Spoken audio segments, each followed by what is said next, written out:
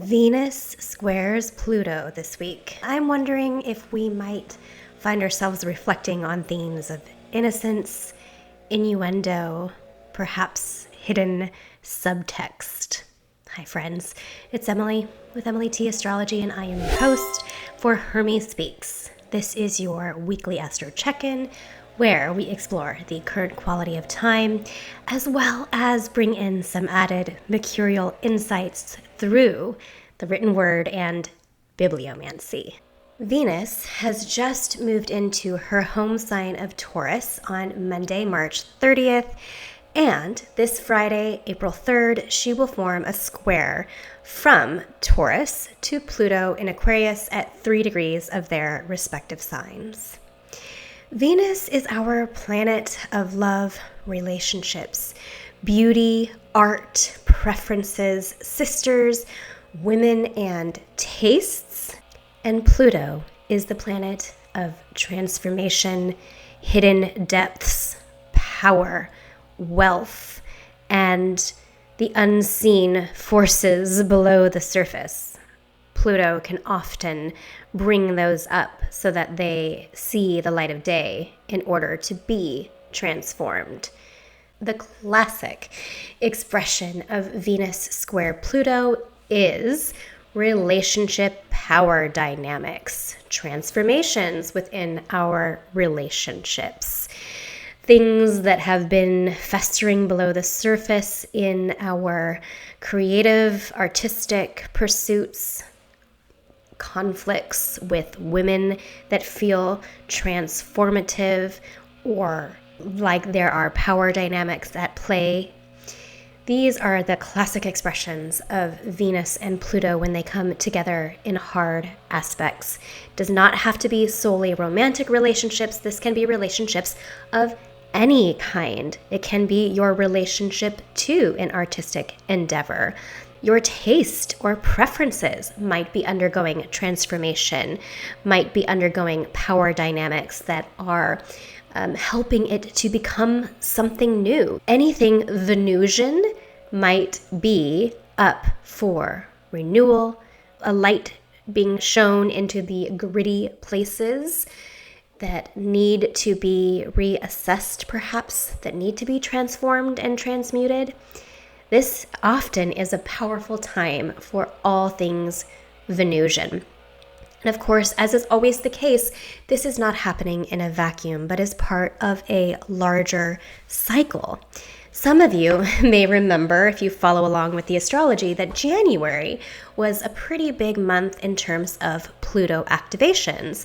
We had a stellium of those faster moving planets moving through Aquarius, the Sun, Venus, Mercury, and Mars, all who conjoined Pluto.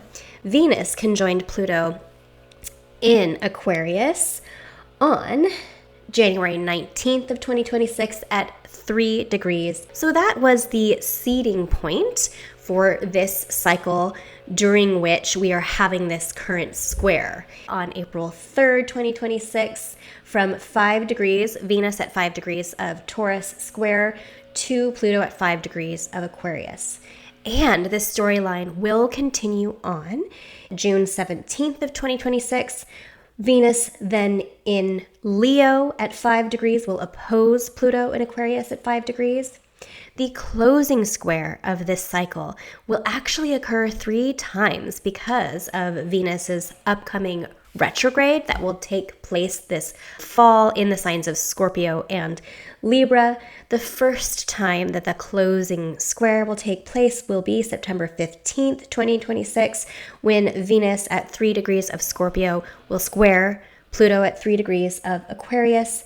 Venus will station to go retrograde on October 3rd at 8 degrees of Scorpio. On October 19th, 2026, she will square Pluto again, this time retrograde, 3 degrees Scorpio, squaring Pluto at 3 degrees of Aquarius. Venus will station to move direct again on November 13th at 22 degrees of Libra. She'll move forward, she'll move back into Scorpio, and by December 9th of 2026, moving forward again, Venus at 3 degrees of Scorpio will square Pluto in Aquarius at 3 degrees, and the whole story will start all over again when they make their next conjunction to each other on March 6th, 2027 at 6 degrees of Aquarius. So what do all these dates and numbers mean? When two planets are having a storyline like this together, when they come together in a conjunction and then the faster moving planet begins to move away and they form these hard aspects, the squares and oppositions to each other, it is a longer story arc that takes place, in this case, over about a 14-15 month time period. That began in mid-January of 2026. So if you happen to know your chart, what was going on in the Aquarius part of your chart mid-January? What was perhaps starting that felt like power, relationships, transformation in taste and preferences, the wealth or the underworld riches being brought to the surface with regard to relationships, with regard to tastes and preferences, with regard to artistic or aesthetic pursuits in your life? Was anything started at that time that now feels like it is coming to a choice point, coming to a point of tension with this opening square? There's some dynamic adjustment that needs to be taking place within this storyline. This whole cycle will be taking place in all of our fixed signs. They met in Aquarius in January, which is a fixed air sign. This opening square will be taking place across Taurus to Aquarius. Taurus is the fixed earth sign. Over the summer when Venus is in Leo, that's the fixed fire sign. And then when she makes those closing squares from Scorpio to Pluto and Aquarius over the fall, that is the fixed water sign. So if you don't know which houses the fixed signs are in your chart, hit me up in the comments. Let me know what your rising sign is, and I can help you find out that information. But if you do know, think about those fixed signs or the houses that those fixed signs comprise in your chart, and maybe that will help you to narrow down what areas of life this storyline between our goddess of love and relationships and the planet of power and transformation are taking place in your personal life. So we've come to the part of the show where we bring in some added mercurial insights through the written word, and this week, I decided to bring in Little Women by Louisa May Alcott. I bought this book for my daughter a couple of Christmases ago. I just saw it, and I'm thinking about Venus and her home sign of Taurus, where she desires material comforts. There's an ease and a sensual pleasure, and something about just the simplicity of the sign of Taurus made me grab this book off of the shelf. So, Little Women by Louisa May Alcott, and I opened the book and read this. Beth was postmistress, for being most at home, she could attend to it regularly, and dearly liked the daily task of unlocking the little door and distributing the mail. One July day she came in with her hands full and went about the house leaving letters and parcels like the penny post. Miss Meg March, 1 letter and a glove, continued Beth, delivering the articles to her sister, who sat near her mother stitching wristbands. Why, I left a pair over there, and here's only 1, said Meg, looking at the gray cotton glove. Didn't you drop the other in the garden?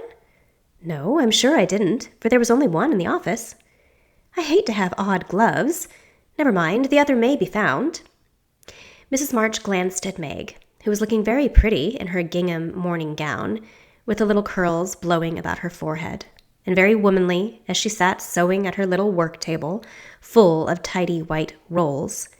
So, unconscious of the thought in her mother's mind, she sewed and sung while her fingers flew, and her thoughts were busied with girlish fancies as innocent and fresh as the pansies in her belt.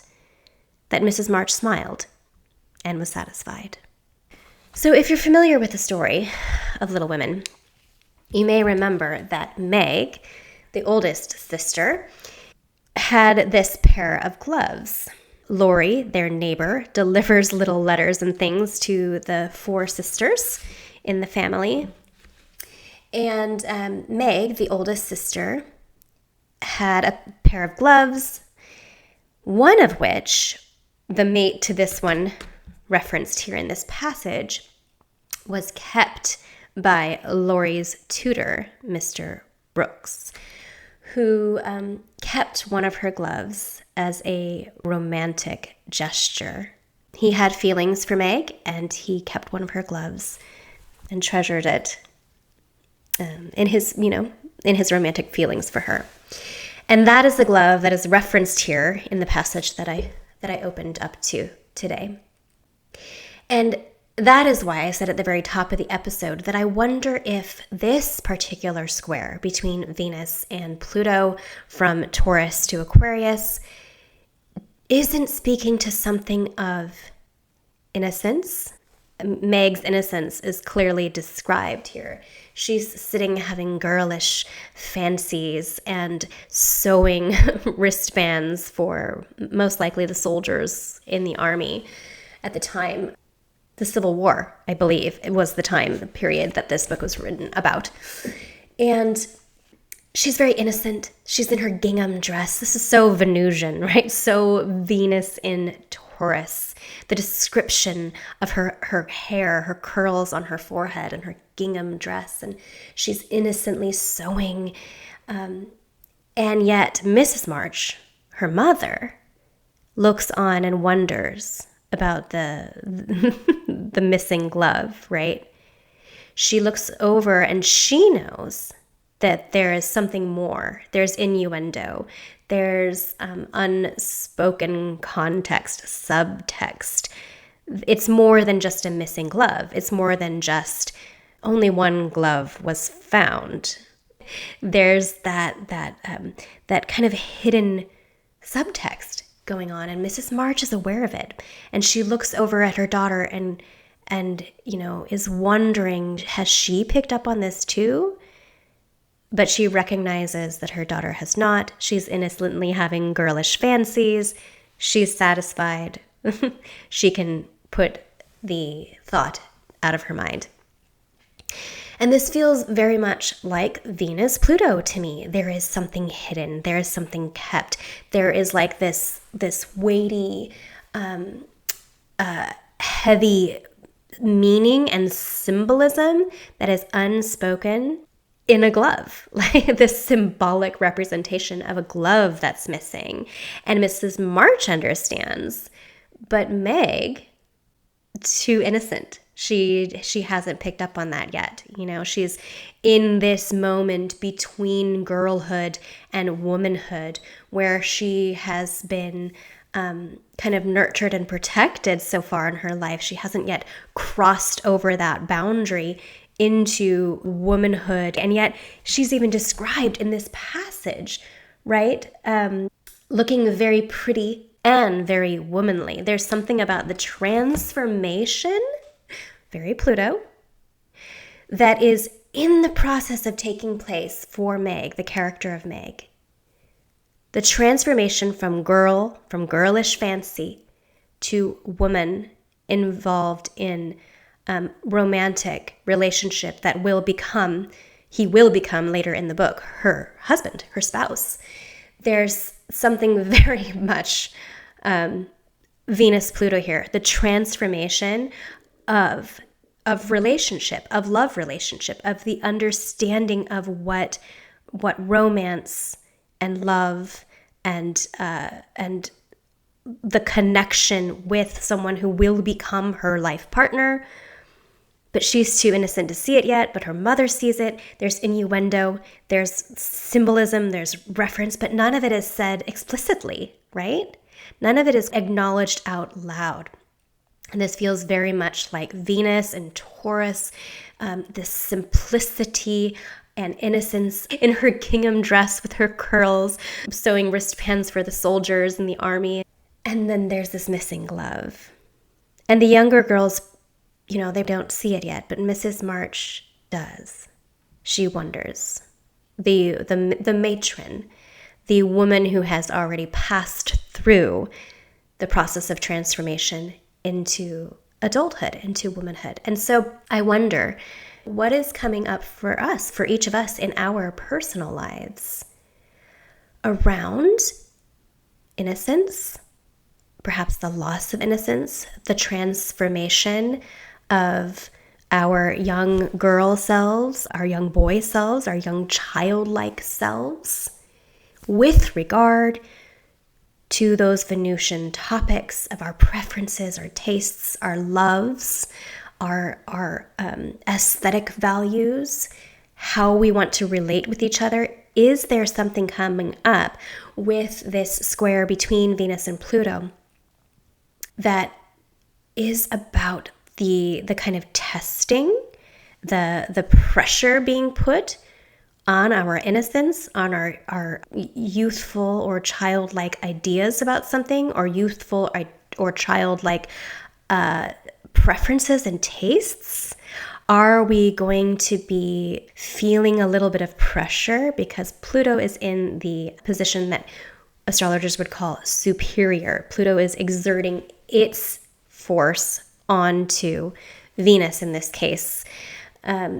Are we feeling a pressure from behind the scenes or from the hidden depths or from some kind of innuendo or some kind of subtext or some kind of symbolism that is making itself known and is being seen, that is putting a little bit of pressure on our innocence to evolve, our innocence to maybe be shed a little bit? It doesn't have to be, it can be something as simple as sweet as this. There's nothing nefarious about Mr. Brooke keeping her glove. It's not nefarious. It's not malicious. It's not ugly. It's sweet. It's romantic. It's loving, right? So I don't mean that this has to be some kind of like transformation, loss of innocence, we're going to the underworld. I don't mean that. It can be something as simple as, is there a transformation, a transmutation, a power dynamic that's taking place within our own personal lives around that step from innocent to knowledgeable or experienced within our relationships, within our tastes, within our preferences. Yeah. So I don't know. That's what I've got.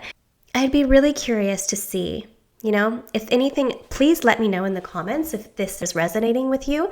I'd love to hear that you feel anything that was begun in January that you're now coming to a choice point around that has something to do with this. Is there a transformation of something that you were maybe innocent or naive about that you're starting to get some more mature or adult ideas around with regard to those Venusian topics? So let me know. I'd love to hear. Next week is my kids' spring break. I have 3 school-aged children, and we are going camping for a week. We're gonna get off the grid, have a little distance from technology. It's gonna be just what we need. And so on that note, I will not be here next week. I'm gonna be taking a week off, but I'll be back with you in 2 weeks to discuss the quality of cosmic astrological time that we are living through. I hope in the meantime that you have a lovely couple of weeks. Please like, subscribe, click the notification bell. It really does help me and this channel. I hope whatever small transformation is taking place within your sense of innocence, within your tastes, and within your relationships, it is tender, and that you have the space to process it with grace. Take care, everybody. I'll see you in a couple weeks.